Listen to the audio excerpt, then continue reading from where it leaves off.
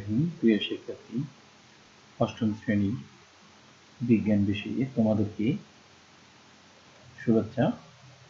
তো আজকে আমরা যে টপিক নিয়ে আলাপ করবো সেটা হচ্ছে যে বিজ্ঞানের যে অনুশীলনী, প্রথম যে অনুশীলনীর যে প্রশ্নগুলো আছে সেগুলোর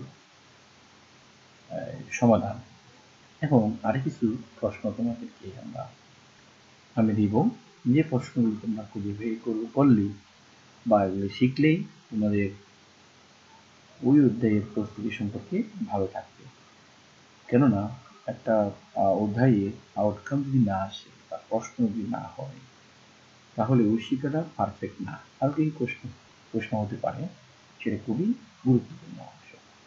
তো আমরা প্রথমত অনুশীলনীর যে প্রশ্নগুলো সম্পর্কে একটু ধারণা দিচ্ছি, পরবর্তী ওই প্রশ্নগুলো তোমাদেরকে আমি দিব। কোনো প্রাণী বিপদ নামে কয়টা অংশ থাকে, এই অংশগুলো কি? তো শিক্ষিত বন্ধু, এই প্রশ্ন আমরা দেখেছি এবং মানুষের বৈজ্ঞানিক নাম। কোনো প্রাণীর বিপদ নামে দুটো অংশ থাকে, যেহেতু দুটি পথ থাকবে বা দুটো অংশ থাকবে, একটা হচ্ছে গণ, অপরটি হচ্ছে প্রজাতি। ঠিক আছে, গণ এবং প্রজাতি, এটা। তারপর তোমার চেনা জানা পাশ্চাত্যগুলো নাম লেখো, মানে প্রাণীর। তারপরে প্রাণীর নাম হচ্ছে যেমন আরশোলা, কাঁকড়া, চিংড়ি, রেশম পোকা, মৌমাছি, কেলা। চিংড়ি কোন পরব প্রাণী, এদের বৈশিষ্ট্য। চিংড়ি হচ্ছে আত্মপরক প্রাণী, এদের বৈশিষ্ট্যগুলো এই যে হ্যাঁ, দেহ খণ্ডায়িত, সন্ধিযুক্ত, অঙ্গ বিদ্যমান, মাথায় একজোড়া পুঞ্জাক্ষীয় একজোড়া অ্যান্টেনা। এটা হচ্ছে কি আত্মপরক প্রাণীদের বৈশিষ্ট্য লিখলেই আমার চিংড়ি বৈশিষ্ট্য হয়ে যাচ্ছে, বা আত্মপরক প্রাণী বৈশিষ্ট্যটা আমার এখানে তুলে ধরতে হচ্ছে। তারপরে নরম দেহ, শক্ত, কাইটিন সমৃদ্ধ আবরণ দ্বারা আবৃত, দেহের রক্তপূর্ণ গবর মজুদ থাকে। যাই হোক, এবার আমরা দেখব স্তন্যপায়ী প্রাণীদের বৈশিষ্ট্যগুলি কি। স্তন্যপায়ী প্রাণীদের বৈশিষ্ট্যগুলো কি সেটা তোমরা এখানে দেখবা, যে দেহের লোম দিয়ে আবৃত থাকে, কয়েকটি ছাড়া সকলেই সন্তান প্রসব করে, বাচ্চা মাতৃ দুধ পান করে, উষ্ণ রক্তের প্রাণী, চোয়ালে বিভিন্ন প্রকারে দাঁত থাকে। এই হচ্ছে স্তন্যপায়ী প্রাণীদের বৈশিষ্ট্য। এবার আছে হচ্ছে ইউরোকর্ডাটার বৈশিষ্ট্যগুলো কি কি। ইউরোকর্ডাটার বৈশিষ্ট্যগুলো হচ্ছে প্রাথমিক অবস্থায় ফুলকা রন্ধ্র, পৃষ্ঠীয় ফাঁপা স্নায়ুযুক্ত থাকে। পরিণত প্রাণীটি নোটোকর্ড থাকে না, কিন্তু লার্ভা অবস্থায় কেবল লেজের নোটোকর্ড থাকে। তাহলে এই হচ্ছে আমার প্রশ্নগুলোর অ্যান্সার। এবার আমরা একটু যাই শুরুর দিকে, বিষয়গুলো একটু দেখতে যাই। সৃজনশীল প্রশ্ন থাকতে পারে, এই যে আমি যেটা দিচ্ছি এখানে। অপু প্রচন্ড বৃষ্টির ভেতর স্কুল থেকে বাড়ি আসার পথে রাস্তার উপর একটি ভিজা পাখি দেখতে পেয়ে হাত দিয়ে ধরে ফেলল। বাড়িতে এসে শীত দেখলো তার বাবা বর্ষার পানিতে মাঠে মাঠে আসা কিছু মাছ ধরে এনেছে। পরে সে তার বাবার ধরা একটি মাছ উদ্ধার পথে পাওয়া পাখিটি নিয়ে পর্যবেক্ষণ করে পাঠ্যপুস্তকে আলোকে শ্রেণীগত অবস্থান বোঝার চেষ্টা করে। তো এখানে বলা হচ্ছে মানুষের বৈজ্ঞানিক নাম কি, উভয়চর প্রাণী বলতে কি ব্যাকটেরিয়া। ঠিক আছে, তারপর অপুর পথে পাওয়া প্রাণীটির শ্রেণীগত অবস্থান আলোচনা করা। এই যে প্রাণীটি যেটা, তুমি কি মনে করো, অপু পর্যবেক্ষণ করা প্রাণী দুটি ভিন্ন স্পিড বিশ্লেষণ করো। ঠিক আছে, একটা হচ্ছে মাছ, আরেকটা হচ্ছে একটা পাখি। ঠিক আছে, এইগুলো অ্যান্সার তোমরা করবে। আরেকটা হচ্ছে প্রশ্ন 2, বড়শিতে কেটে ঘেটে মাগুর মাছ ধরা আবেদনের শখ। সে প্রতিদিন মাছ ধরে ধরা শেষে মাঠে চড়ানো তার প্রিয় গাভীটি নিয়ে বাড়ি ফেরে। এ কথা বলল। শ্রেণী বিন্যাস কাকে বলে?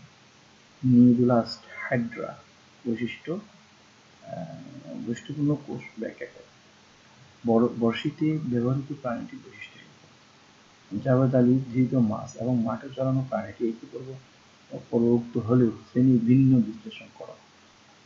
এগুলো একটু দেখবা, অধ্যায়ের মধ্যে সবে আছে, প্রশ্নগুলো ধরে ধরে পাই যাবে। তো ফাহিম একদিন চিড়িয়াখানায় গিয়ে দুটি খাঁচার মধ্যে যথাক্রমে পাখি ও বাঘ এবং পানিতে কুমির দেখল। সিলুম কি? অনুভূমিক উভচর প্রাণী বলা হয় কেন?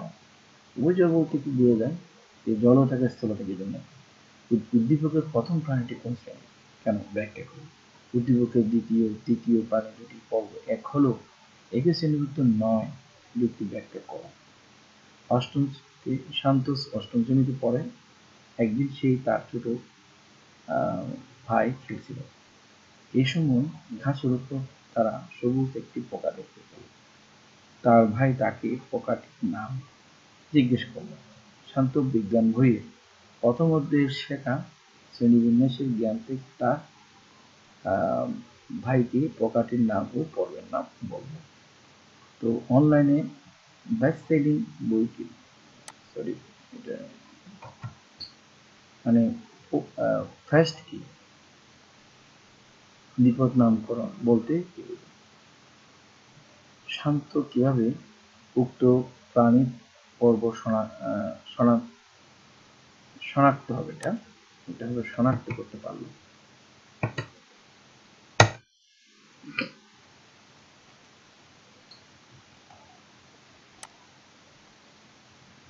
শনাক্ত করতে পারলো ব্যাখ্যা করো এটা। তারপর উদ্দীপকের শেষ লাইনটি তাৎপর্য বর্ণনা করো। এটা আমি সেভ করব বিষয় করে। উদ্দীপকের শেষ লাইনটি তাৎপর্য বিশ্লেষণ করা। রাফি জীববিজ্ঞানের ল্যাবরেটরিতে ঢুকে প্রথম কাছে যার যে প্রাণীটি দেখলো তার নাম তার মাছ মনে হলেও মূলত মাছ নয়।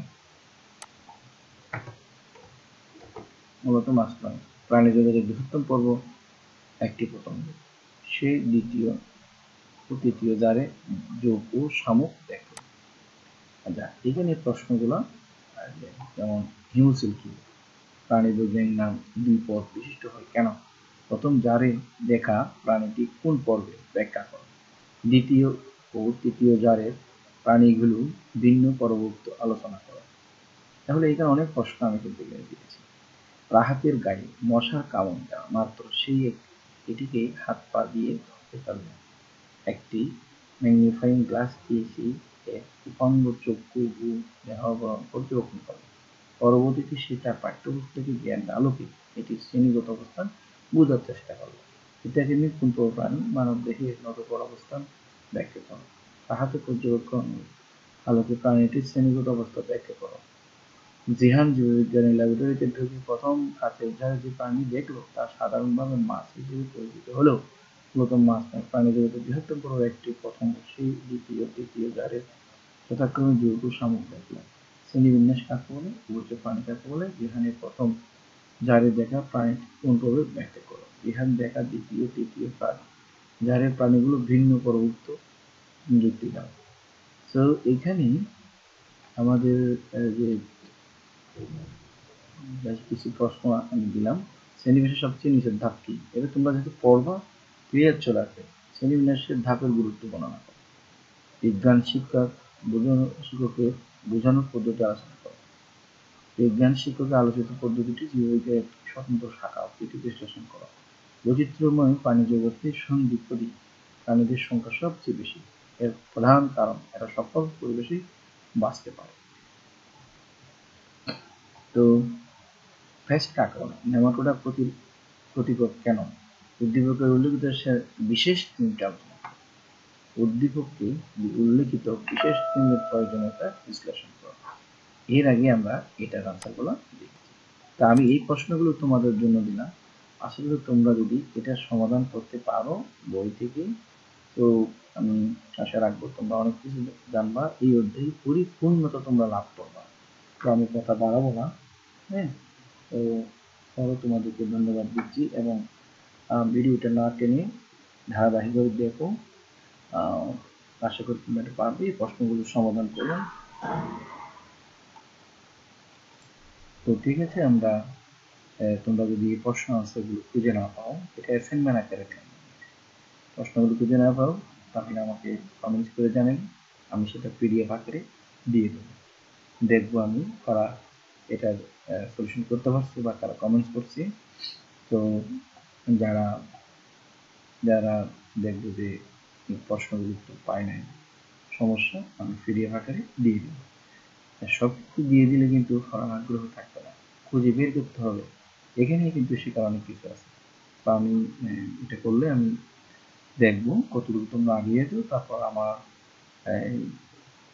পিডিএফ যেটা আমি লিঙ্ক দিব ডেসক্রিপশন বক্সে সেটা মিলিয়ে নিবা তোমাদের সাথে। ধন্যবাদ, সবাই ভালো থাকবে। আমার ভিডিওটি ভালো লাগলে তোমার বন্ধুদেরকে শেয়ার করে দিবে। এরকম নতুন নতুন ভিডিও পাওয়ার জন্য বেল আইকনে ক্লিক করে দিয়ে আমার চ্যানেলটা সাবস্ক্রাইব করে পাশে থাকবে। ধন্যবাদ, সবাই ভালো থাকবে। আল্লাহ হাফেজ।